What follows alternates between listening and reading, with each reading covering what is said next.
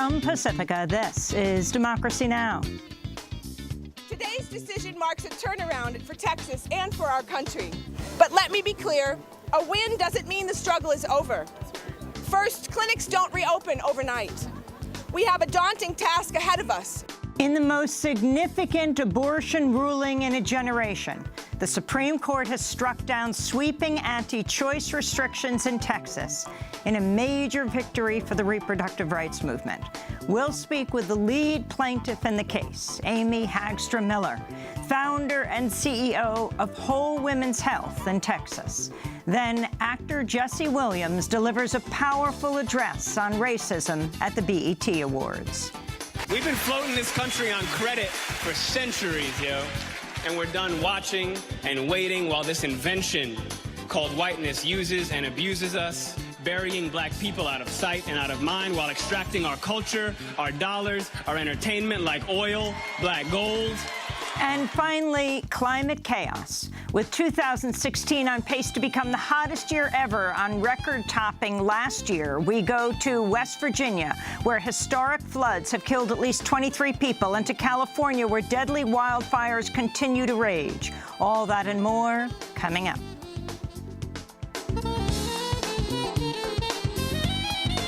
Welcome to Democracy Now!, democracynow.org, the War and Peace Report. I'm Amy Goodman. In the most significant victory for abortion rights in a generation, the Supreme Court has struck down provisions of a sweeping anti-choice law in Texas. Justice Anthony Kennedy joined Stephen Breyer and all three women justices on the court, striking down the restrictions as an undue burden on access to abortion. The lead plaintiff in the case, Amy Hagstrom Miller of Whole Women's Health, celebrated the ruling outside the court. From day one, Whole Women's Health rejected HB2's insulting premise, and we fought back. We took on the bully politicians, and we've struggled every day since then against anti-choice, regressive politics, and our opposition's best efforts to shut us down, and we won.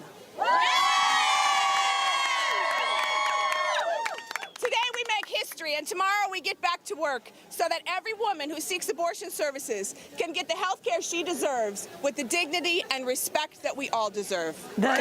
The Texas legislature passed the sweeping anti-choice law in 2013 despite a people's filibuster and an 11-hour stand by Texas State Senator Wendy Davis. The Supreme Court's ruling strikes down provisions requiring abortion clinics to meet the costly standards of hospital-style surgery centers and mandating that doctors obtain admitting privileges at a nearby hospital. Already, about half of Texas's more than 40 abortion clinics have closed. If the court had allowed the provisions to go into full effect, advocates warned it would have left Texas with about 10 clinics clustered in the 4 metropolitan areas.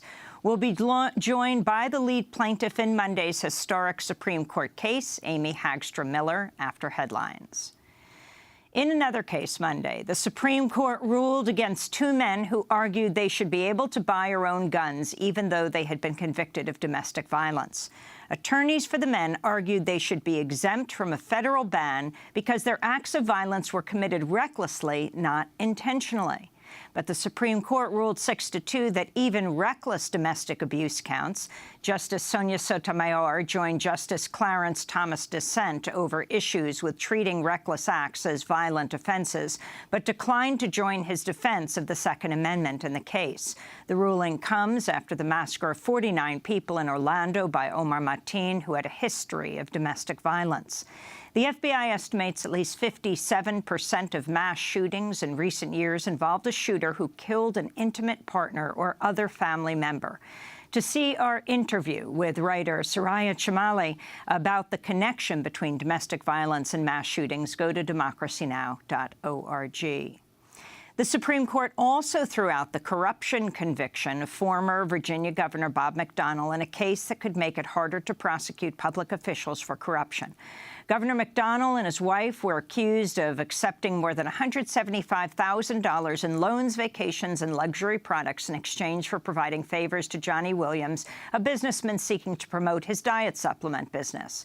But in a ruling written by Chief Justice John Roberts, the court narrowed the definition of what constitutes corruption, saying it applies to formal activities like filing a lawsuit or making an official determination, and not to acts like arranging meetings, hosting parties, or calling officials to discuss Williams' business.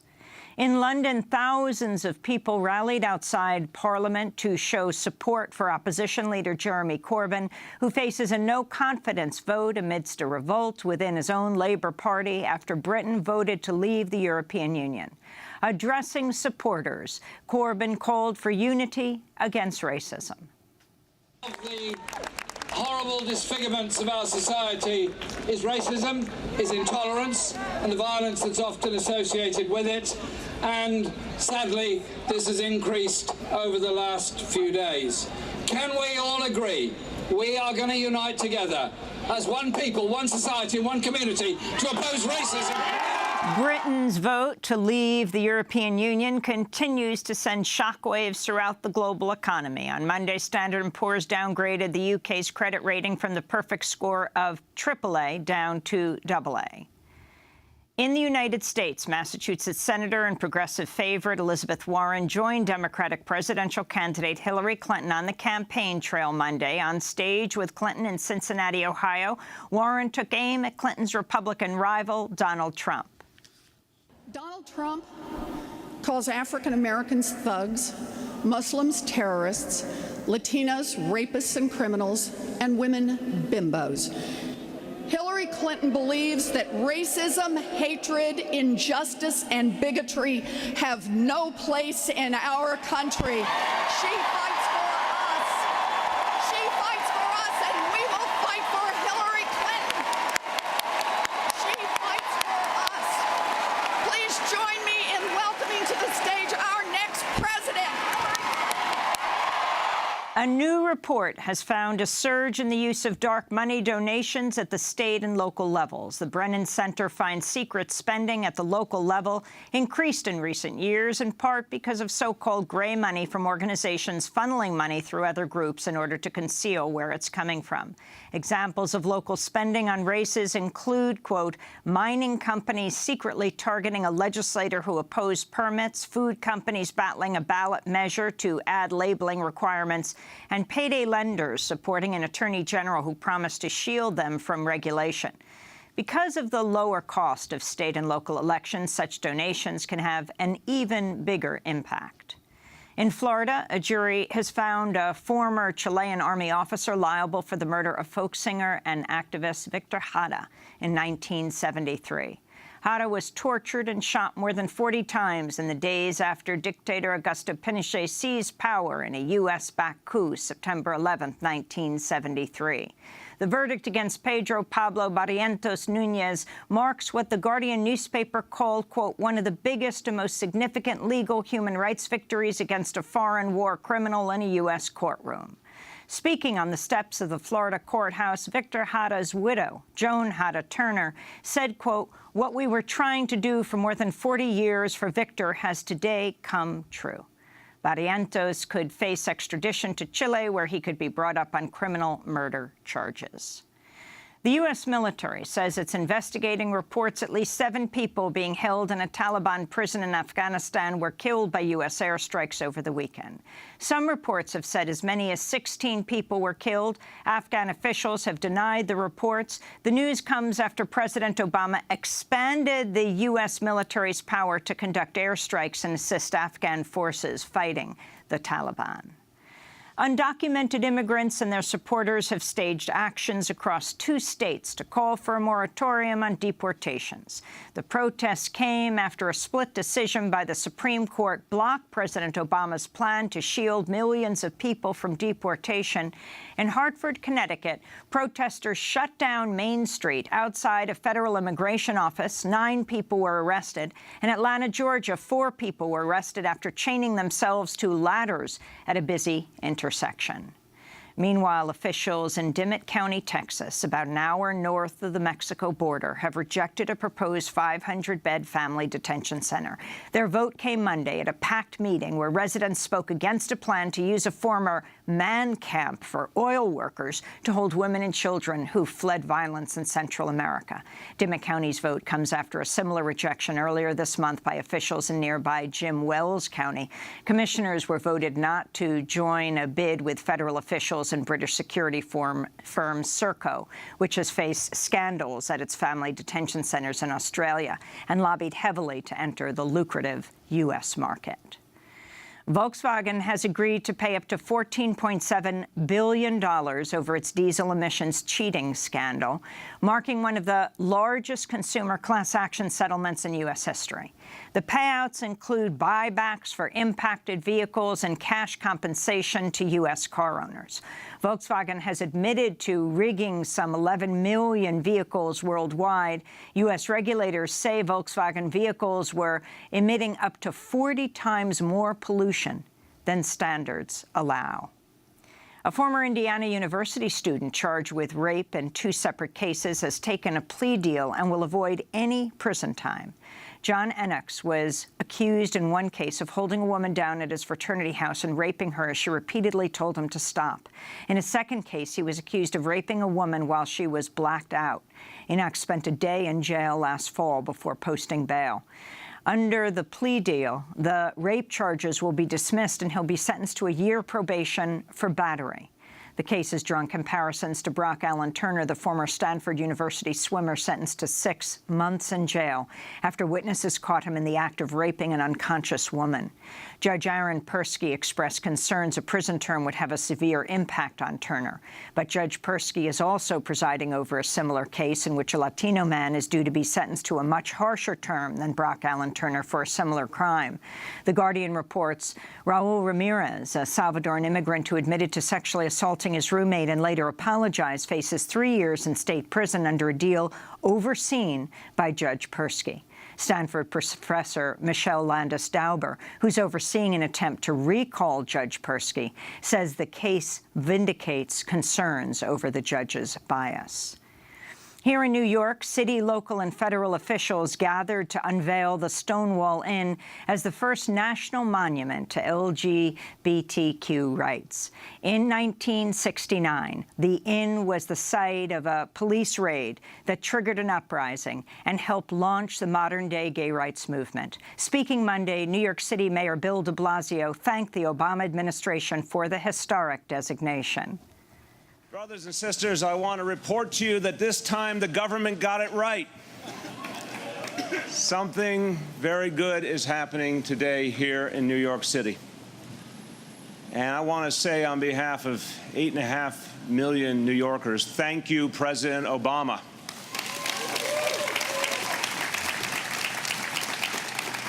Thank you for helping this nation forward, because this monument is part of our healing.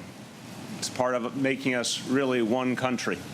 And Pat Summitt, the trailblazing basketball coach who presided over 8 national basketball championships at the University of Tennessee and won more games than any other Division I coach, man or woman, has died. Summitt stepped down in 2012 after learning she had early-onset Alzheimer's disease. She died surrounded by family in Knoxville, Tennessee this morning. She was 64 years old. And those are some of the headlines. This is Democracy Now!, democracynow.org, The War and Peace Report. I'm Amy Goodman. In the most significant victory for abortion rights in a generation, the Supreme Court has struck down provisions of a sweeping anti-choice law in Texas. Justice Anthony Kennedy joined Stephen Breyer and all 3 women justices on the court, striking down the restrictions as an undue burden on access to abortion. The lead plaintiff in the case, Amy Hagstrom Miller of Whole Women's Health, celebrated the ruling outside the Supreme Court. Today's decision marks a turnaround for Texas and for our country. But let me be clear, a win doesn't mean the struggle is over. First, clinics don't reopen overnight. We have a daunting task ahead of us to determine whether and how to reopen our health centers that were forced to shut their doors over the past several years. renewing leases, hiring staff, and working with the communities that we've previously served to help us reopen for care. And second, this decision only addressed 2 of the many, many restrictions that women face to get abortion care in Texas. Now we must redouble our efforts across the country to end similar restrictions across the states that push abortion out of reach for so many women. Nancy Northrup of the Center for Reproductive Rights also spoke outside the Supreme Court. The decision was a complete and total vindication of the plaintiff's claims, and we're not surprised because the trial record was strong. The facts are there. It is clear this law was passed with the intent to shut down clinics. It had that devastating effect, and we are very pleased that the Supreme Court could see through what was happening and make clear. And this is going to make a difference. There are cases and cases across the nation in which this is we have been attacking these kind of underhanded laws, and today's victory is going to make a huge difference in being able to push this back. And we hope that politicians who have been passing these underhanded laws will start to do the responsible thing and let women have their health and rights in their states. The Texas legislature passed HB 2, the sweeping anti-choice law, in 2013, despite a people's filibuster led by an 11-hour stand by Texas State Senator Wendy Davis. In Monday's ruling, the Supreme Court rejected provisions requiring abortion clinics to meet the costly standards of hospital-style surgery centers and mandating doctors obtain admitting privileges at a nearby hospital. Already, about half of Texas's more than 20 abortion clinics have closed. More than half of the 40 abortion clinics have closed in Texas. If the provisions had been allowed to come into full effect, advocates warned it would have left Texas with about 10 abortion clinics clustered in 4 metropolitan areas. On Monday, in her concurring opinion, Supreme Court Justice Ruth Bader Ginsburg wrote, quote, "It's beyond rational belief that HB 2 could genuinely protect the health of women and certain that the law would simply make it more difficult for them to obtain abortions." Monday's ruling means similar restrictions in other states are most likely also unconstitutional. Kansas, Oklahoma, and Wisconsin all have current laws blocked by courts. In the South, courts have also blocked admitting privileges laws in Alabama, Arkansas, Louisiana, and Mississippi. For more, we go directly to Washington, D.C., where we're joined by Amy Hagstrom-Miller, the founder and CEO of Whole Woman's Health, which operates abortion clinics in Texas, the lead plaintiff in this landmark case known as Whole Woman's Health versus Hellerstedt. Miller has been working in abortion care since 1989. Amy Hagstrom-Miller, welcome back to Democracy Now! First, your reaction to this historic Supreme Court ruling. Oh, I'm just beyond elated. Not only did we get a victory for the women and families all across Texas, but the ruling was broad enough to give relief all across the country, which is what we hoped all along that we would be able to do. We really were able to illustrate the undue burden that's put upon people by onerous regulations like this and tell the stories of the women and families all across the state who were truly affected directly. And so I'm proud of being able to lead the lawsuit and proud of being able to tell those stories and bring them to the forefront. So tell us exactly what this means in Texas. What effect did these restrictions have that were passed in 2013? So these restrictions, as you said, Amy, are, closed down many facilities. And what that means is that women have rights on paper that doesn't actually really exist for them in reality. Women had to travel hundreds of miles in order to obtain basic health care. They had to take multiple days off work, go through multiple visits. The vast majority of women we serve are already mothers, and so they had to get child care and arrange for transportation, and all of this in order to obtain a right that they're supposed to have on paper. And so what happened is you had many women having to spend more, having to travel longer, and then some people just having to take matters into their own hands who were blocked from accessing the health care that they wanted through the professional medical people that used to be in their community. So let's go back to 2013 when Texas's anti-abortion bill was passed. But first, it was temporarily blocked by a filibuster by State Senator Wendy Davis, who spoke for nearly 11 hours. I want to go to the clip of Senator Davis speaking at a rally after the victory. Now, I know a great number of us have felt discouraged about the current state of affairs here. Some of us have felt mad. Today is different, though. Don't you feel it? We feel hope. Opportunity to be inspired by each other's actions in our democracy.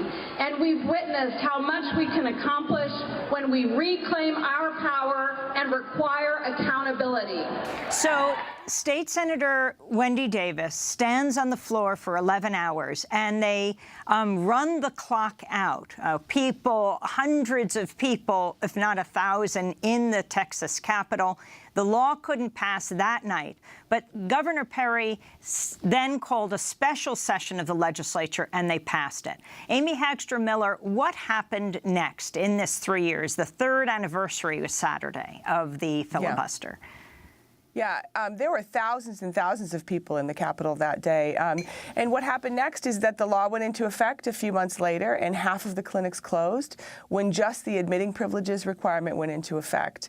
A few months later, the ambulatory surgical center requirement went into full effect, and we went all the way down to only 6 facilities that were able to be open throughout the state. And this is the second largest state, both in population and in land mass. We're talking about 5.4 million women of reproductive age who had no access to health care because they had to travel hundreds of miles.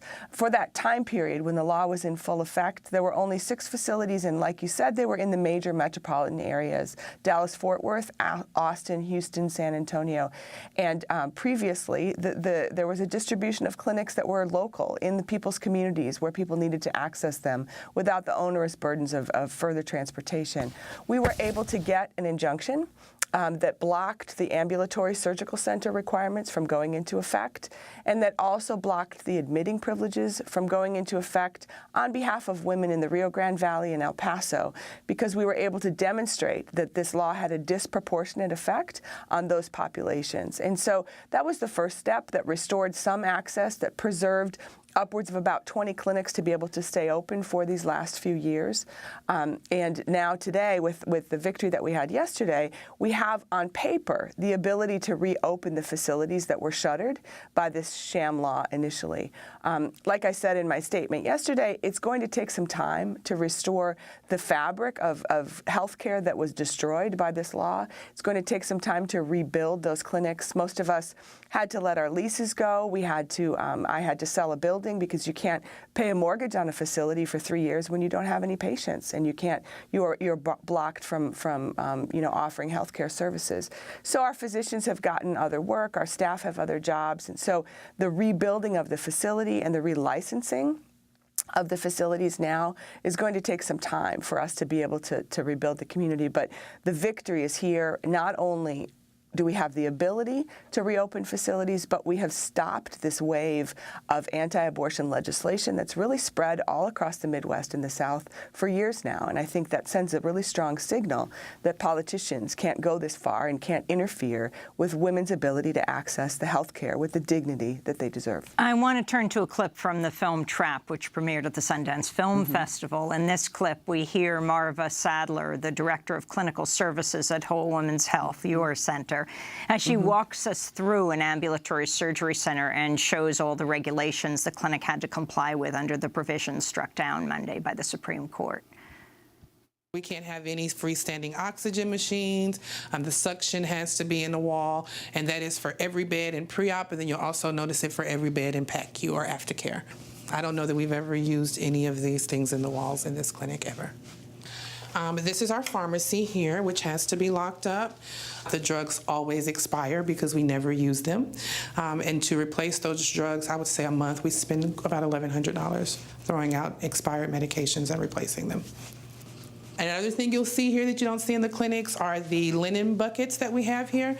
We have to have a linen company come out. We can't use disposables. So usually in a clinic, because it's such a quick procedure, she undresses from the waist down and that's all. Here she has to get completely undressed and into a hospital gown before she can go into the OR. And this is our operating room. And the question we hear from patients all the time is, are you gonna cut me? Am I being cut? Because that's what an operation is, you know? You hear that more times than not, unfortunately. This is the same exact building and the same exact setup that you would bring someone who's having open heart surgery. No different. No different. Same exact setup. Viewers can stream the film online for free for a limited time at pbs.org/independent-lens/watch-video. And then in this clip in Trapped, Marva Sadler of Whole Women's Health talks about having to turn away a patient seeking an abortion.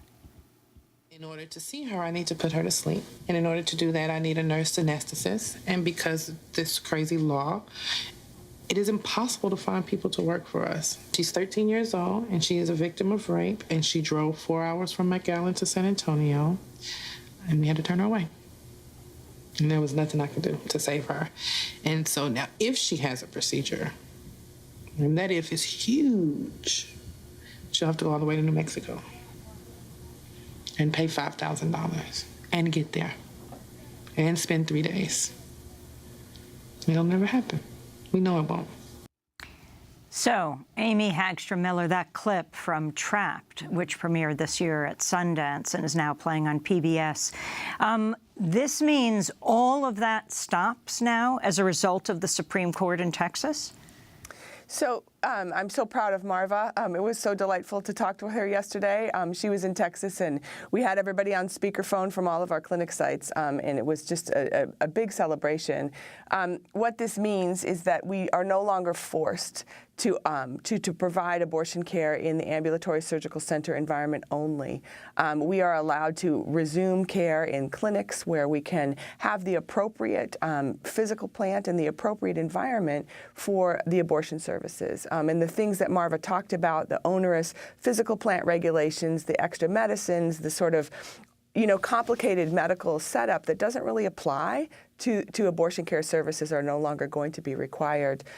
We'll be able to offer, tea to our patients in the recovery room. We'll be able to offer the ability for women to bring their loved ones into the procedure room with them and into the recovery room with them, kinds of things that we're able to do in our clinic-based settings that were prohibited in the ambulatory surgical center environment. So there were 40 abortion clinics in Texas before this began. Now the state is down to 20. You say that it's going to take time. What do you expect? Do you expect that, how quickly do you expect there to be more clinics overall, not only your own Whole Women's Health? So currently, there's 19 facilities open. 9 of them are ambulatory surgical centers, and there's 10 clinic facilities that have made it through these last 3 years of, we call it at Whole Women's Health the age of uncertainty, where people have opened and closed and had to deal with privileges and preparing physical plant requirements, et cetera. Most of us, like I said, who had the other facilities that had to close, have had to let the facility go, have had to, sever the lease or sell the buildings. And so I think what we're going to see is many of us, Whole Women's Health included, trying to figure out where will we be able to reopen, what will the process be for finding a lease and finding a building and restoring the staffing and the physicians. And the second part will be, what's the process going to be now for us to apply for a new license for abortion services in the state of Texas after we've had this win? How is that process going to be for us? And I think none of us really know how it's going to be. And so I think we'll see a couple of us probably try as soon as we could. And I think it's important to also realize that part of the abortion facility work is operational, and it's healthcare, healthcare 101. And so we have to figure out how to raise funds for acquiring the equipment, acquiring the medicines and the staffing and those kinds of things in order to run a top-notch facility. And that isn't something that can happen overnight. And finally, Amy Hagstrom-Miller, what does this mean for other states? For example, in Mississippi, it has an admitting privileges law that could shutter the last abortion clinic in the state. Correct. This was we wanted to bring this suit because it was the right thing to do and to stand on the right side of history, to stand up against these politicians that lied to the Texans public and to lie to the American public. And one of our hopes was that we could get a good legal standard that would allow relief beyond the Texas borders to our sisters and brothers in Mississippi, Alabama, Wisconsin. Yesterday, I was surrounded by other independent providers who were from those states who made the pilgrimage to D.C. yesterday and to stand arm in arm as we talked. And so we were with some of the people you've seen in Trapped, Dr. Parker, Gloria Gray, my friend Tammy from North Dakota, my friend Renee from Michigan, and my friend Claire from Pennsylvania, a lot of these people who've gone through this kind of onerous regulation across the country. And to all of us, this ruling has meaning, because what we saw is the Supreme Court take a stand and say, this burden has gone too far, and give us a definition of undue burden and really eviscerate the idea that health and safety was at the purpose of what the Texas legislature was up to. And they really shed light on the sham and really took our evidence and took the evidence of science and fact and put it forward in this decision in a way that's going to give relief to many people. Amy Hagstrom-Miller, we want to thank you for being with us, founder and CEO of Whole Woman's Health, which operates abortion clinics in Texas. She's the lead plaintiff in the landmark case Whole Woman's Health versus Hellerstedt. Miller's been working in abortion care since 1989. Tomorrow on Democracy Now!, we'll speak with a woman who argued the case before the Supreme Court. It was her first time at the court. Stephanie Toti will be our guest. Stay with us.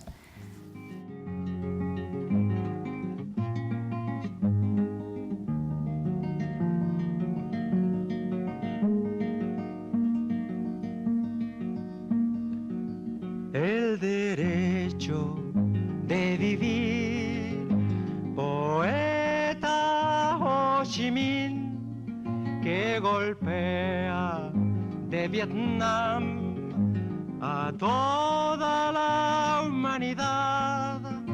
Ningún cañón borrará el surco de tu arrozal. El derecho de vivir en paz. Indochina es el lugar más allá del ancho mar, donde revientan la sol con genocidio y napalm.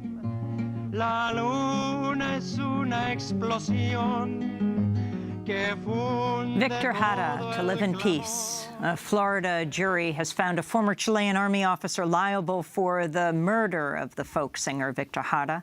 Jara was tortured and shot more than 40 times in the days after dictator Augusto Pinochet seized power in a U.S.-backed coup. The verdict against Pedro Pablo Barrientos Núñez marks what the Guardian newspaper called, quote, one of the biggest and most significant legal human rights victories against a foreign war criminal in a U.S. court. This is Democracy Now!, democracynow.org, the War and Peace Report. I'm Amy Goodman, as we turn now to actor Jesse Williams. Oh, he's best known for his role on the TV show Grey's Anatomy. But on Sunday night, he earned a standing ovation when he addressed the BET Awards. As he accepted the humanitarian award, Jesse Williams paid homage to police shooting victims, including Rakia Boyd and Tamir Rice, who would have turned 14 years old on Saturday if he hadn't been killed by police in Cleveland. We turn now to Jesse Williams' speech. Before we get into it, I just want to say, I brought my parents out tonight. I just want to thank them for being here, for teaching me to focus on comprehension over career, that they make sure I learn what the schools were afraid to teach us, and also to thank my amazing wife for changing my life. Now, this award, this is not for me. This is for the real organizers all over the country, the activists, the civil rights attorneys, the struggling parents, the families, the teachers, the students that are realizing that a system built to divide and impoverish and destroy us cannot stand if we do. All right? is kind of basic mathematics. The more we learn about who we are and how we got here, the more we will mobilize. Now, this is also in particular for the black women, in particular, who have spent their lifetimes dedicated to nurturing everyone before themselves. We can and will do better for you. Now, what we've been doing is looking at the data, and we know that police somehow manage to de-escalate, disarm, and not kill white people every day. So what's going to happen is we are going to have equal rights and justice in our own country, or we will restructure their function and ours.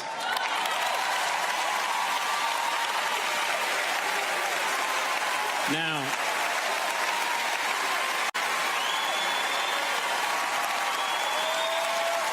I got more, y'all. Yesterday would have been young Tamir Rice's 14th birthday. So I don't want to hear any more about how far we've come when paid public servants can pull a drive-by on a 12-year-old playing alone in a park in broad daylight, killing him on television, and then going home to make a sandwich. Tell Rakia Boyd how it's so much better to live in 2012 than it is to live in 1612 or 1712. Tell that to Eric Garner. Tell that to Sandra Bland. Tell that to Dorian Hunt. Now, the thing is, though, all of us in here getting money, that alone isn't going to stop this. All right? Now, dedicating our lives to getting money just to give it right back for someone's brand on our body, when we spent centuries praying with brands on our bodies, and now we pray to get paid for brands on our bodies. There has been no war that we have not fought and died on the front lines of. There has been no job we haven't done. There's no tax they haven't levied against us, and we've paid all of them. But freedom is somehow always conditional here. You're free, they keep telling us. But she would have been alive if she hadn't acted so free. Now, freedom is always coming in the hereafter. But you know what, though? The hereafter is a hustle. We want it now. And let's get a couple things straight. Just a little side note. The burden of the brutalized is not to comfort the bystander. That's not our job. All right, stop with all that. If you have a critique for the resistance, for our resistance, then you better have an established record of critique of our oppression. If you have no interest in equal rights for black people, then do not make suggestions to those who do. Sit down.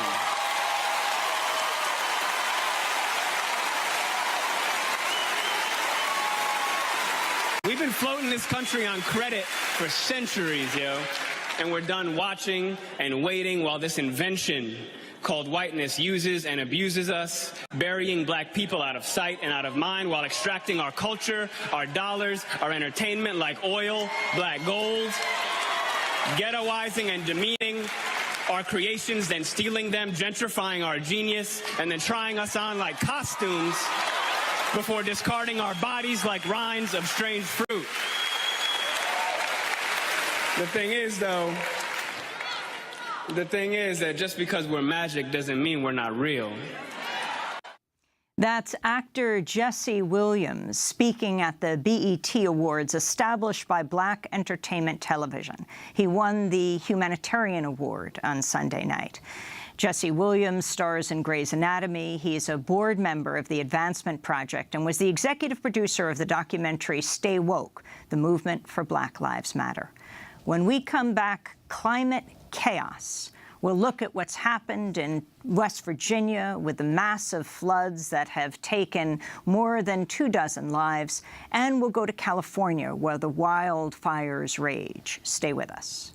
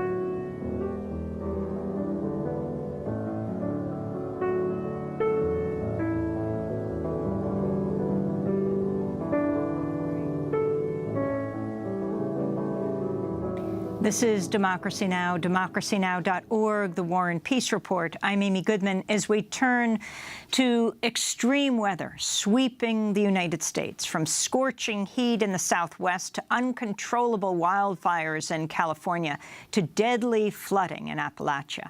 In West Virginia, at least 23 people have died in a once-in-a-thousand-year flood. West Virginia Governor Earl Ray Tomblin has declared a state of emergency in 44 counties and has deployed the National Guard to help with search and rescue efforts. A number of people remain missing across West Virginia. Meanwhile, wildfires are raging up and down the state of California. At least 2 people have died and hundreds of homes have been destroyed. On Thursday, Kern County Fire Department Chief Brian Marshall spoke out. This is a lot of damage. This is going to go down as the most destructive wildland fire in Kern County's history.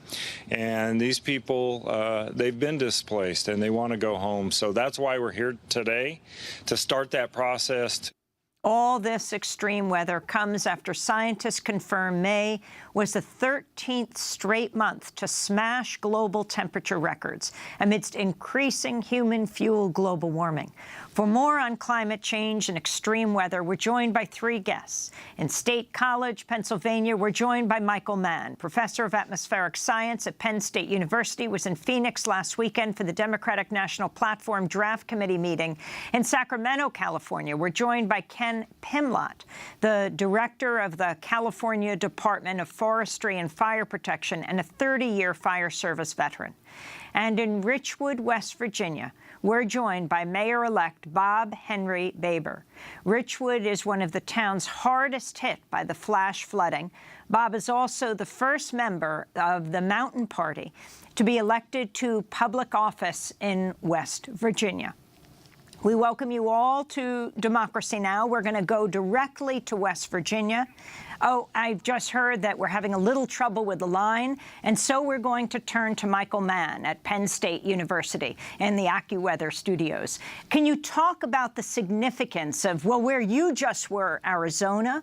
The temperature is, what, topping like 120 degrees, and what's happening in West Virginia to California? Sure. Thanks, Amy. It's good to be with you.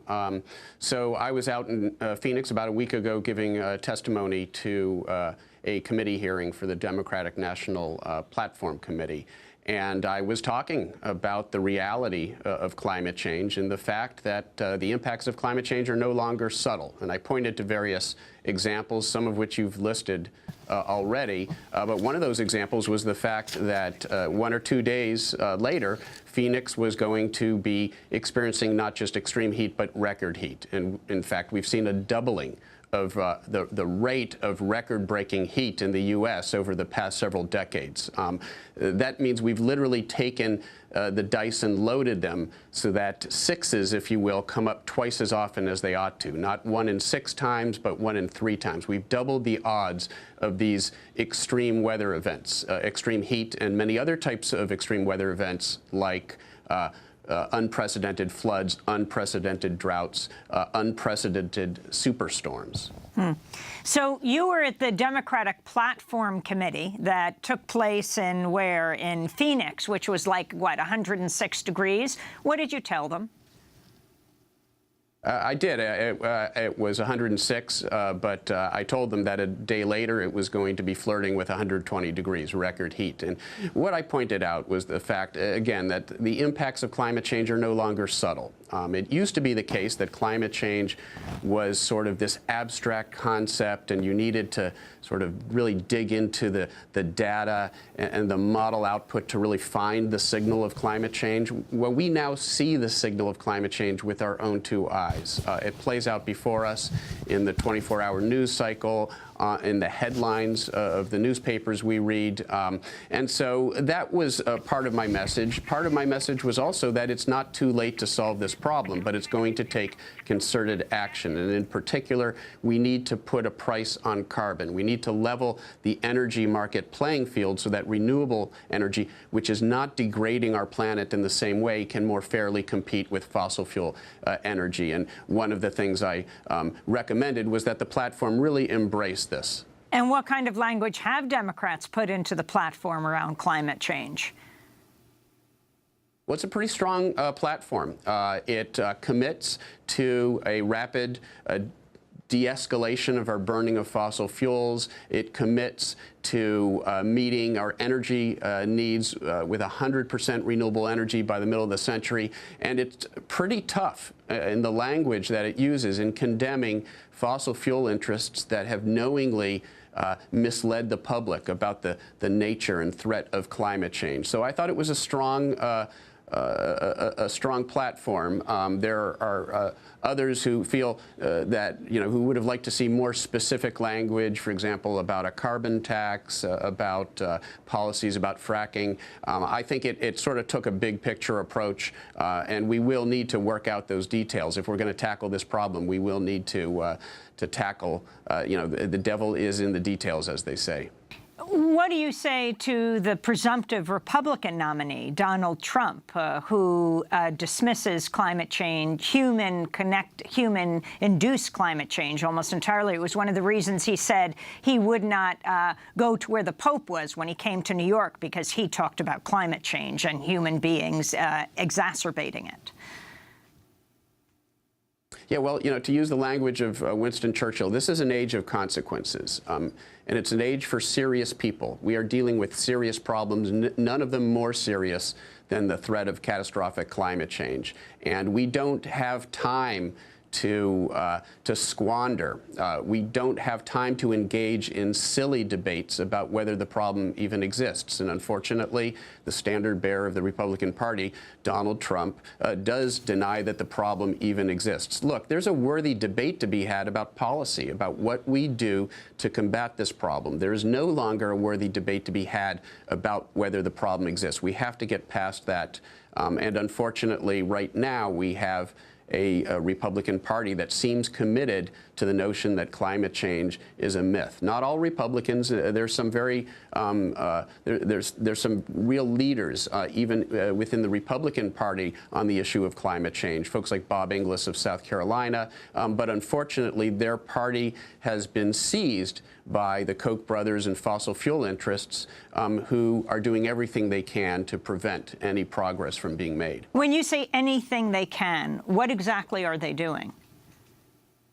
Well, they're literally poisoning not just our atmosphere, but the public discourse. The Koch brothers and other fossil fuel interests have literally spent tens of millions of dollars in a massive disinformation campaign to convince the public that climate change is a hoax, that it's not real, that it's not a problem. It's precisely what the tobacco industry did in decades past. And now we see the fossil fuel industry using the very same playbook to try to fool the American people, the public, into thinking that there isn't a problem, that we don't have to incentivize this shift away from fossil fuels towards renewable energy. But the fact is, we do need to do that if we are going to avert catastrophic climate change. In a moment, we're going to go to West Virginia and California. West Virginia, where it looks like 24 people have died in the most recent once-in-a-thousand-year flood, and California, the wild, raging fires. Can you connect these two?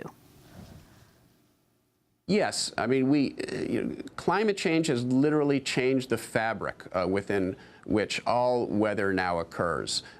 The atmosphere has about 5% more moisture than it did a century ago because of the warming of the atmosphere. Warmer air holds more moisture. And so one of the things that we've long predicted, and we're seeing it play out, is that we see more extreme precipitation events, more extreme rainfall events. These 1,000-year floods that we're seeing in South Carolina, in Texas, around the world, that clearly it bears the fingerprint of human-caused climate change, the fact that we are seeing so many more extreme floods. At the same time, it might seem contradictory, but it's not.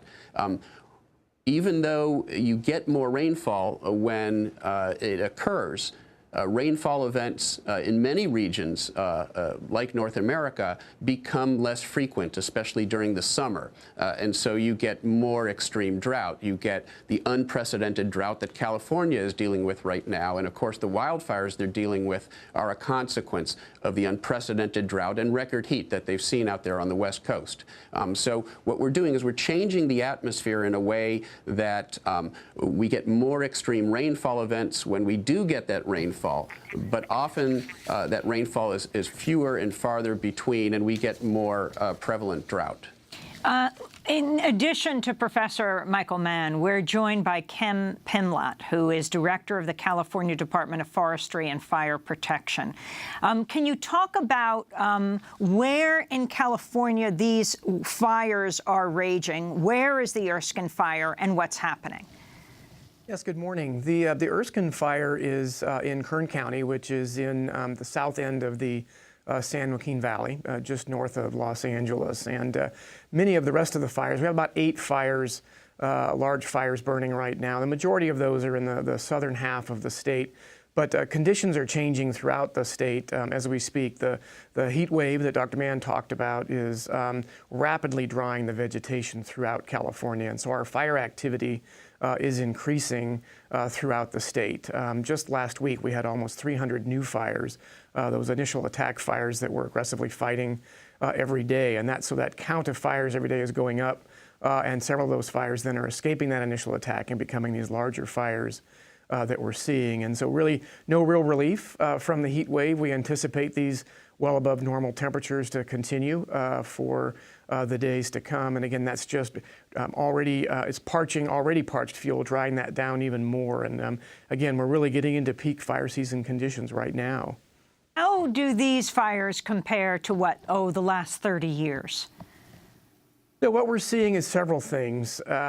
The most damaging fires, actually about half of the state's largest, most damaging fires have occurred just in about the last decade. And so we're seeing a significant change. Fire seasons may ebb and flow from year to year, but the trend is larger, more damaging fires and more acres burned. And can you talk about the connection of the 5-year drought that's been going on in California? The connection of the drought to the conditions and the fire activity we're seeing is profound. Again, 5 years of well below normal precipitation has left not just the dead vegetation, but the living fuels very dry. And even some of the rainfall that we received this last winter was not enough to really change the conditions of the vegetation. It helped maybe prolong winter period a little bit this year. But now these hot conditions have dried the vegetation right back down to where it was. And what we're seeing are fires burn at just exponential rates. Last year, we had 2 of the state's top 10 most damaging fires in our history. And they were burning at rates that 30-year veteran firefighters haven't seen. In one afternoon last year, we had a fire, over 20,000 acres in just 5 hours. In 2014, the King Fire near Lake Tahoe burned, 15 miles in one afternoon. And so these fires are burning with intensities and at rates of spread that are really unprecedented. And the temperature right now, for example, Sacramento, it's like 105 degrees? Yes. And that's statewide. We're seeing we may not be breaking records every day, but we're certainly well above normal throughout the state, and we're flirting with 100 degrees in many locations or more throughout the state. I believe Redding in the north half of the state will be reaching 108 degrees a little bit later this week. We're going to go across the country now to Bob Henry Baber, the mayor-elect of Richwood, West Virginia. Can you talk about what has happened, this once-in-a-thousand-year flood, and place first where Richwood is, since you seem to be in the middle of this? Richwood sits at the base of the Monongahela National Forest. It's kind of remote, small little. Well, we were a mining town. We were one of the first towns to suffer from the loss of coal jobs. And, well, what else can I tell you? Well, tell us what's happening. Tell us the experience of this flood. When did it start? We understand at this point that you believe 23 people have been have died. Well, we in Richwood were very fortunate, it turns out. We had a nursing home that had 90 people in it. The floodwater, we had about 9 inches of rain in 12 hours. The floodwaters came up so fast and so hard that on the last flash flood, it kind of came in a series, that we had 90 people in a nursing home that had to be literally in their wheelchairs and beds and cots, you know, handed through water that was chest high on our volunteers. But fortunately, we here in Richwood, our city's ripped in half, absolutely, but we did not have any loss of life, so we are really blessed. Nearby Raynell and White Sulphur Springs is where major loss of life has also occurred, and they even had more flooding. Raynell's flooded twice. It flooded last night again. On Monday, West Virginia Governor Earl Ray Tomblin expressed concern about West Virginia's recovery while many are without jobs due to damaged businesses. There are thousands of homes that, in my opinion, will not be inhabitable again. Thousands of other ones that will need some kind of rehab done to them or fix it up. And same thing with businesses. The thing that concerns me as much as anything else, considering our current economy in West Virginia, with the amount of people we got laid off, the high unemployment rates and so forth, especially in the coal fields.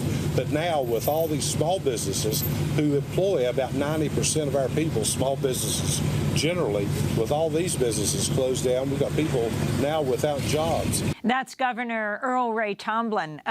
Dr. Bob Henry Baber, you are the first person, first member of the Mountain Party to be elected to public office in West Virginia. Can you talk about what you stand for in the Mountain Party? Well, the number one thing we stand for is putting an end to mountaintop removal, which has been the worst thing that's ever happened to West Virginia. It's strip mining on steroids. We stand for a transition to a tourist economy, to an economy that people have work in. We have no jobs in West Virginia. The state has been a colony to the coal, oil, timber, and gas companies for 100 years, over 100 years.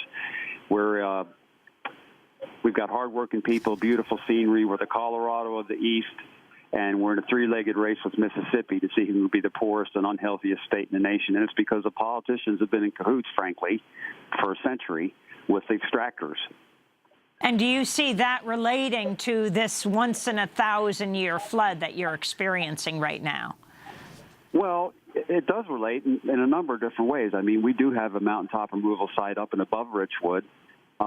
There's been a massive clear cutting here. Now, I don't want to put the whole onus on that. I mean, we had a lot of rain, but these are aggravating factors. It's complex. But the city of Richwood was already completely devastated economically even before this flood came. 99% of our children are on free or reduced lunch. There's no jobs in Richwood. Yeah, and we have drug problems. Why? Because there's no work. There's no work for anybody. And those few that get through the schools that are smart go off to college. They get their degrees, and they're out of West Virginia. So, they're off to Ohio, North Carolina, wherever. What are you calling for right now? Ask me that again? What are you calling for right now? For Richwood? Yes, for Richwood, which used to be the clothespin capital of the world, I understand. Oh, well, we are unique among the 75 dying coal towns of West Virginia, East Kentucky, and Southwest Virginia in the fact that we sit at the foot of the National Forest. Everything is for sale in the town for literally. We had a wonderful historic district here. We are a federal historic district. 50 empty stores on Main Street, but a couple of them are starting to come back organically. We have a wood mill here. We need to do value-added wood. There's a lot of things we can do here, but, the state has just simply not been supportive of looking at any kind of alternative green visions. So my mayorship and Richwood is a bit of an anomaly in the system in that my election is almost a curiosity because the state is becoming redder and redder and redder. Well, we're going to have to leave it there, but we will certainly follow your mayoralty. Bob Henry Baber, mayor-elect of Richwood, West Virginia, which is experiencing a once-in-a-thousand-year flood. Ken Pimla, director of California Department of Forestry and Fire Protection, thanks for joining us, and Professor Michael Mann. That does it for our broadcast. We have job openings. Check our website. I'm Amy Goodman. Thanks for joining us.